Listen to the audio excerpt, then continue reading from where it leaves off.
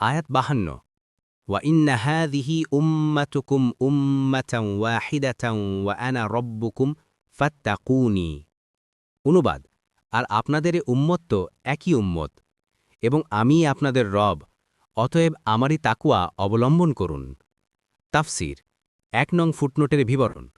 তোমাদের উম্মত একই উম্মত, অর্থাৎ তোমরা একই দলের লোক। উম্মত শব্দটি যদিও সম্প্রদায় ও কোনো বিশেষ নবীর জাতির অর্থে প্রচলিত ও সুবিদিত, তবুও কোনো সময় তরিকা ও দিনের অর্থেও ব্যবহৃত হয়।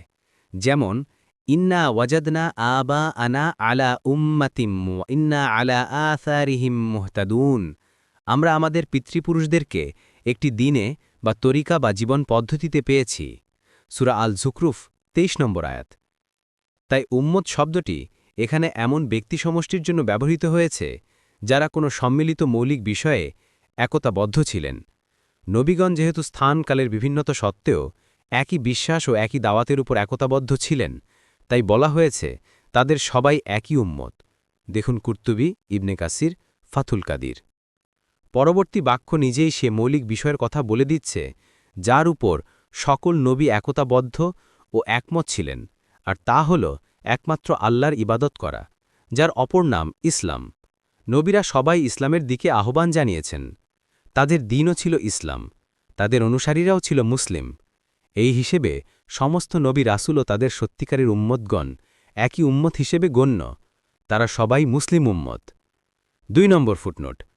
আয়াতের মূল বক্তব্য হচ্ছে নূহ আলাইহিসসালাম থেকে নিয়ে ঈসা আলাইহিসসালাম পর্যন্ত সকল নবী যখন এই তাওহীদ ও আখিরাত বিশ্বাসের শিক্ষা দিয়ে এসেছেন, তখনই অনিবার্যভাবে এ থেকে প্রমাণ হয় যে এই ইসলামই মানুষের জন্য আল্লাহর মনোনীত দিন। সুতরাং একমাত্র তারই তাকওয়া অবলম্বন করা উচিত, তাকেই রব মানা এবং তারই কেবল ইবাদত করা এর দাবি। এমন কোনো কাজ করো না যা তোমাদের উপর আমার আযাবকে অবশ্যম্ভাবী করে দেবে, যেমন আমার সাথে শিরক করা, অথবা আমার নির্দেশের বিরোধিতা, আমার নিষেধের বিপরীত কাজ করা। দেখুন ফাথুল কাদির। এ আয়াত অন্য আয়াতের মতো, যেখানে বলা হয়েছে আর নিশ্চয় মসজিদ সমূহ আল্লাহরই, কাজী আল্লাহর সাথে তোমরা অন্য কাউকে ডেকো না। সূরা আল জিন ১৮ নম্বর আয়াত। কুর্তুবী।